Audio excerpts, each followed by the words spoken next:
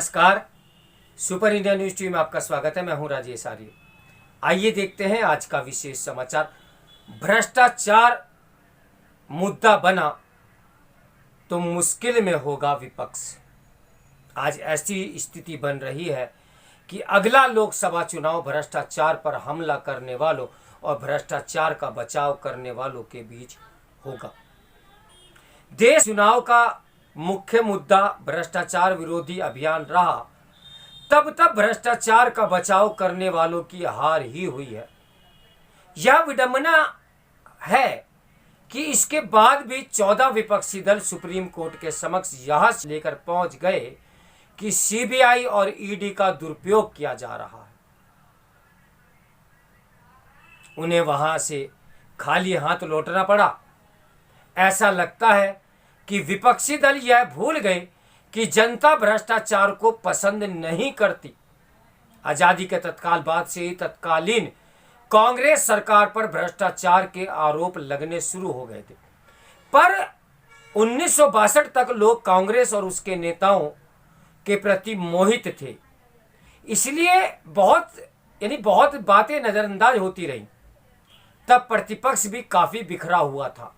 इसके बाद भी कांग्रेस जब भी सत्ता में आई उसे 50% से कम ही मत मिले।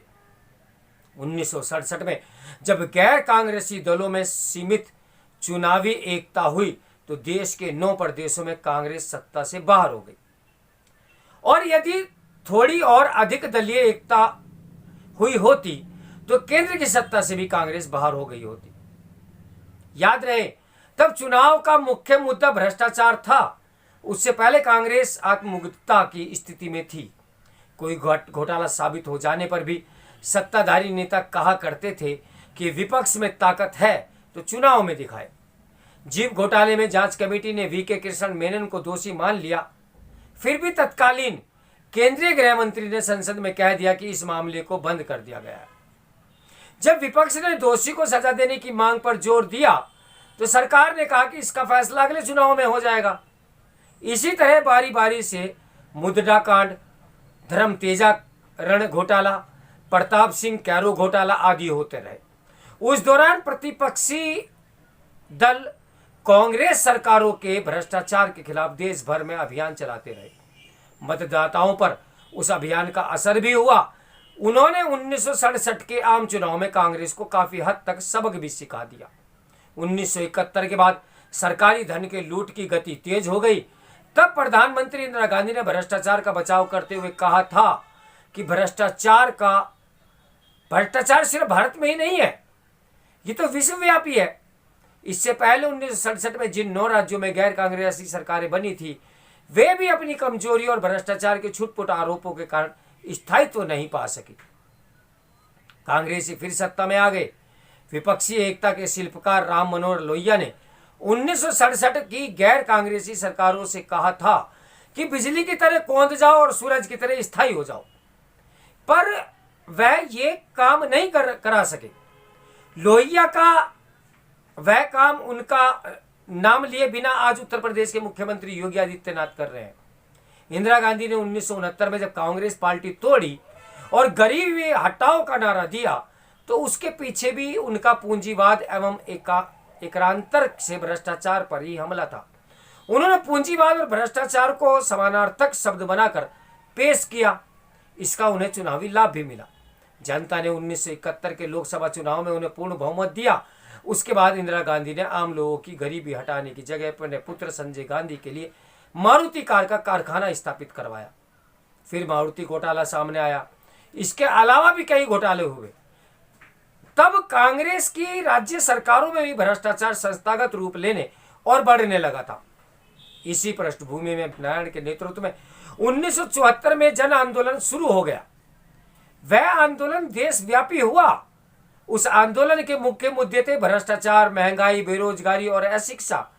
जब 1975 में प्रधानमंत्री इंदिरा गांधी अपने चुनावी भ्रष्टाचार के कारण अपनी संसद सदस्यता गंवा बैठी तो उन्होंने देश पर आपातकाल थोप दिया। आपातकाल के अत्याचार और भ्रष्टाचार के मिले जुले कारणों से 1977 में इंदिरा गांधी सत्ता से बाहर हो गई।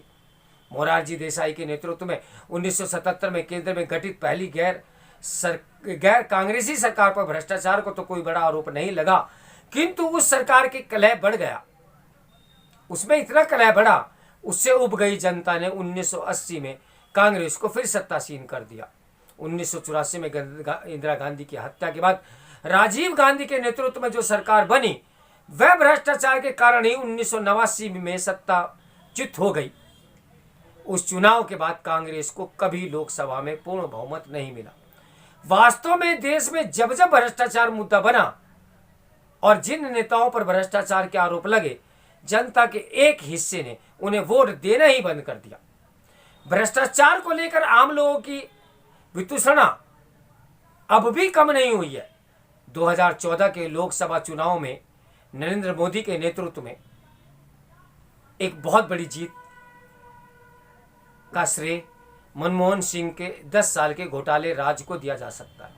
उन घोटालों ने कांग्रेस सरकार के प्रति लोगों में वितृष्णा पैदा कर दी। उसका लाभ आम आदमी पार्टी जैसे ने भी बहुत उठाया। तब गुजरात के मुख्यमंत्री के रूप में नरेंद्र मोदी की साफ सुथरी छवि को लोगों ने पसंद किया। दूसरी बार 2019 में जब भाजपा ने अधिक बहुमत से विजय प्राप्त की, तो उसका बड़ा कारण यही था कि 2014 और 19 के बीच मोदी सरकार के खिलाफ घोटाले का कोई ठोस आरोप सामने नहीं आया। कांग्रेस ही भ्रष्टाचार को लेकर बचाव की मुद्रा में रही, जो आज भी है। आज ऐसी स्थिति बन रही है कि अगला लोकसभा चुनाव भ्रष्टाचार पर हमला करने वालों और भ्रष्टाचार का बचाव करने वालों के बीच होगा। इतिहास बताता है कि भ्रष्टाचार का बचाव करने वालों की जीत मुश्किल से ही होती है। हालांकि आज विपक्षी नेता मोदी के खिलाफ मजबूत दलीय गठबंधन बनाने के लिए प्रयत्नशील हैं और वे सामाजिक गठबंधन की मजबूती का भी हौसला भी बांध रहे हैं।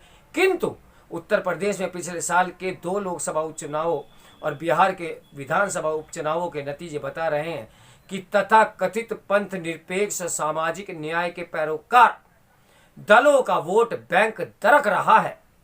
लोगों का मूड अब ये बता रहा है कि 2024 के चुनाव से पहले तक भ्रष्टाचारियों के खिलाफ जितनी कार्रवाई होगी, जनता के प्रतिपक्ष का दुराव उतना ही बढ़ता चला जाएगा। तो मेरे साथ बने रहे सुपर इंडिया न्यूज़ टीवी के ब्रेकिंग न्यूज के लिए। नमस्कार, मैं हूं राजेश आर्या।